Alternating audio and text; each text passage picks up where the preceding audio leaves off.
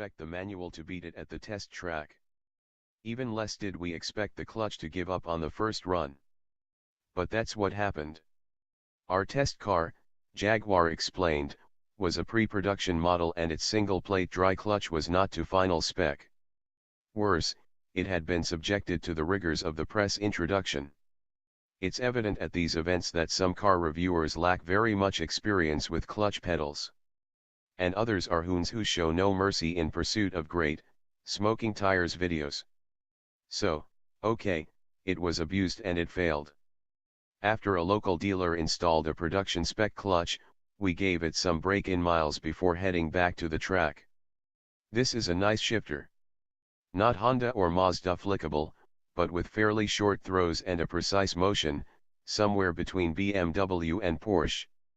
The light clutch action demands a sensitive foot to feel it engage.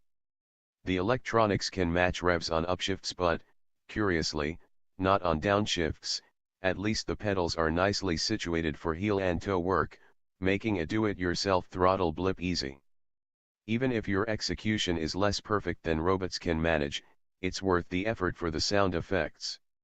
Mostly, the manual makes the entire driving experience more sensory and involving, even when all you're doing is accelerating from a light in traffic.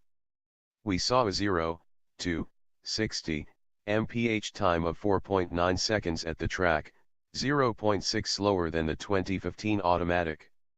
The half-second gap was still there at the quarter-mile mark, 13.4 versus 12.9, along with a speed differential of 4 mph, 105 to 109 mph.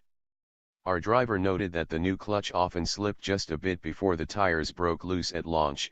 He wasn't alarmed, but it may have affected the times. This car wore Pirelli P0 tires on optional 20-inch rims, whereas the 2015 automatic car had the same tire on the standard 19s. The 2016 edition circled our skid pad at 0.98 grams compared with 0.90 grams a year ago. That puts it on par with a Porsche Cayman S. The 70 to 0 mph braking also improved, to 149 feet from 157, also more competitive with the Cayman's 146. While this Jaguar wins no drag races against Corvettes, Caymans, or Alfa Romeo 4CS, it's in their performance ballpark.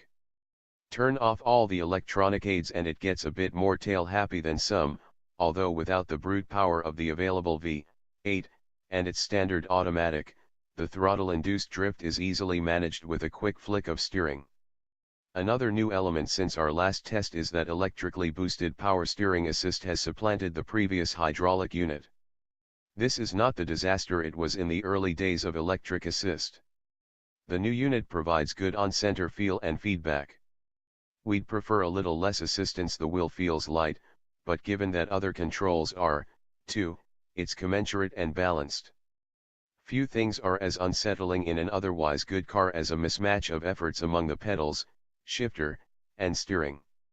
The handling shows only mild understeer easily balanced out with power. It's every bit as delightful on sinuous roads.